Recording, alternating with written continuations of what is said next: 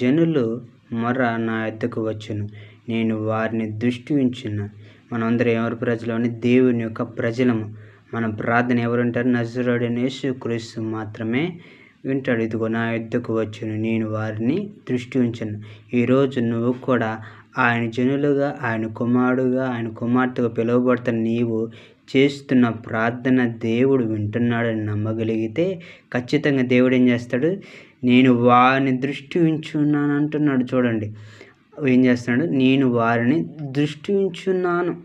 కాబట్టి నిన్ను కూడా దృష్టి ఉంచి ఉన్నాడు. నువ్వు నమ్మగలిగితే ఖచ్చితంగా నీ కుటుంబం ఆయన దృష్టి ఉంచి ఉన్నాడు. ఆయన కృప చూపించగలుగుతాడు.